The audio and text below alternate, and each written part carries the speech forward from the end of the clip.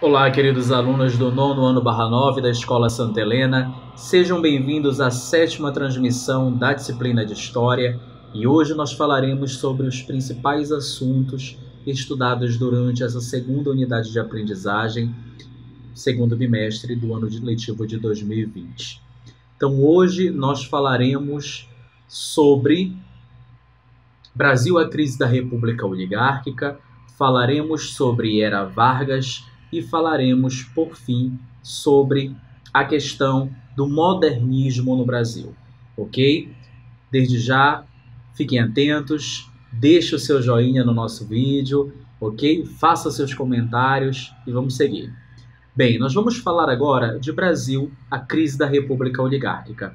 O período oligárquico no Brasil, ele perdurou entre os anos de 1894 e 1930, ok? Então, 1894 é a nossa referência de início do período oligárquico no território brasileiro, ou seja, do período em que as repúblicas, ou melhor, as potências oligárquicas, elas passam a ter uma forte influência nas intervenções sociais, políticas, econômicas e até mesmo culturais no território brasileiro, ok? Então, esse período que perpassa entre os anos de 1894 e 1930 foi aí um período historicamente caracterizado como o período oligárquico no Brasil, ok?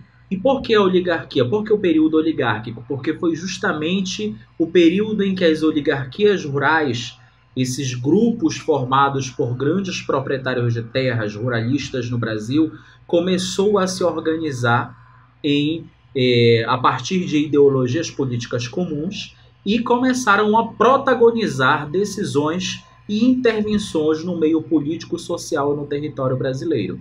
Entre essas oligarquias rurais, nós temos como principal referência as oligarquias paulista e mineira, aquelas que se compuseram na região de São Paulo, do estado de São Paulo, e aquelas que se compuseram, ou que se mantiveram na região de Minas Gerais. É importante nós lembrarmos que São Paulo, em meados do período do século XIX e meados do século XX, era um importante produtor cafeeiro a nível de Brasil.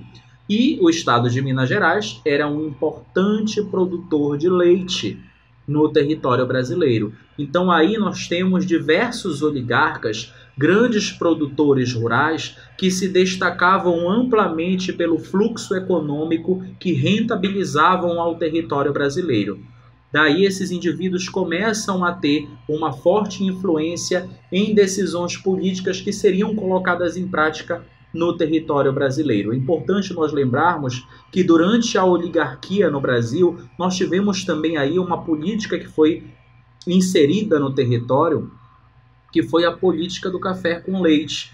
Por que a política do café com leite? Porque os dois principais estados a nível de Brasil que produziam produtos para o comércio exterior eram justamente Minas Gerais e São Paulo, grandes produtores de café e de leite. E esses dois estados, que continham diversas oligarquias rurais, acabaram por muito tempo conduzindo diversas ações e estratégias políticas no território brasileiro, daí política do café com leite, protagonizada pelos estados de São Paulo e Minas Gerais. Então, o período oligárquico, ele se desencadeou no Brasil até meados de 1930, e o que marcou o fim da oligarquia foi exatamente um golpe político estrategicamente pensado e executado por Getúlio Vargas, ok? Que levaria o mesmo Getúlio Vargas à presidência da República em 1930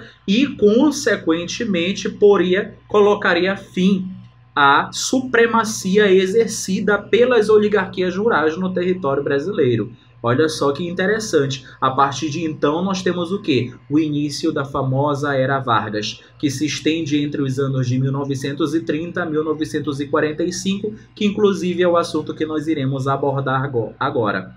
A Era Vargas, ela se inicia em 1930 com esse golpe político que foi protagonizado por Getúlio Vargas e que pôs fim ao período oligárquico no Brasil. E é importante nós reiterarmos ainda que durante a era Vargas houve um intenso progresso da industrialização, ok? De forma substancial no território brasileiro. É importante nós lembrarmos ainda que Getúlio Vargas ele foi considerado um dos líderes políticos mais importantes da história brasileira, da historiografia brasileira. Inclusive, Getúlio Vargas foi considerado um governante paternalista, né, que utilizou da estratégia, né, até mesmo da proximidade da população e de diversos grupos sociais para conseguir se manter no poder e obter apoio desses grupos, obviamente, né? Então Getúlio Vargas ele também adotou medidas controladoras,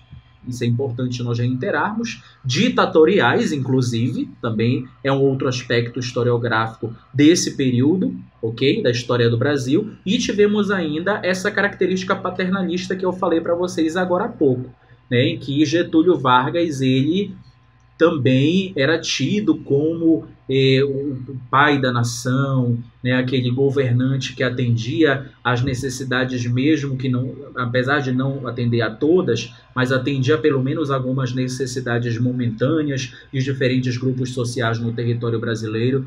Durante a era Vargas nós tivemos também a consolidação da CLT, ok? Nós tivemos a criação da CLT. O que é a CLT? A consolidação das leis trabalhistas, que foi um importante ganho e progresso, principalmente a classe trabalhadora a nível de Brasil, a nível de território brasileiro, porque a partir daí os trabalhadores operários passaram a ter direitos que antes não eram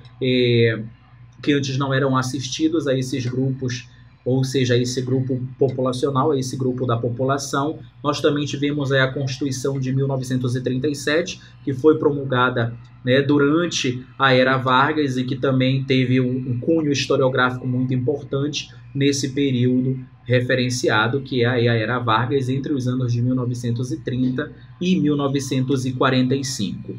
E em seguida vamos falar aí sobre o modernismo no Brasil.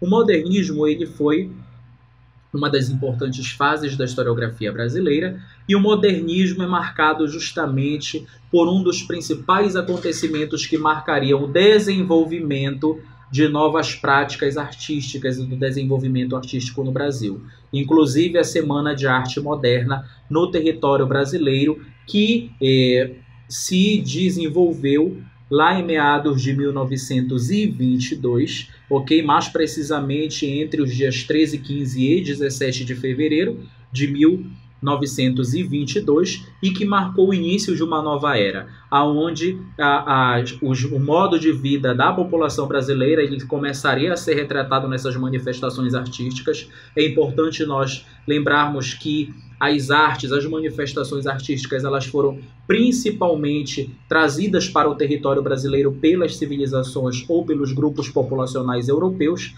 foram inseridos gradativamente no Brasil. Em um primeiro momento tinham uma forte influência da própria civilização europeia, dos seus costumes e etc., mas que agora começariam a priorizar o modo e a contextualização de vida dos povos que aqui habitavam no território brasileiro, ok? Então é importante também lembrarmos que a Semana de Arte Moderna ela aconteceu no Teatro Municipal de São Paulo, ok? No ano de 1922, e foi um importante divisor de águas, uma mudança de conceitos e de costumes no território brasileiro, principalmente no que diz respeito a manifestações artísticas. A arte modernista no Brasil ela também procurava novas linguagens, ou seja, novas representações e fases de atribuições que seriam desenvolvidas no território brasileiro, ok? Bem, na nossa aula de hoje nós ficamos com esses conceitos. Na nossa próxima transmissão nós teremos aí alguns direcionamentos sobre o exercício de revisão que vocês receberão, ok? Irão resolver, e na nossa próxima aula nós vamos discutir essas questões abordadas no exercício de revisão. Ok? Não esqueçam de deixar o seu joinha, deixe seu comentário aqui abaixo e até a nossa próxima transmissão. Fiquem todos bem, até logo, tchau, tchau.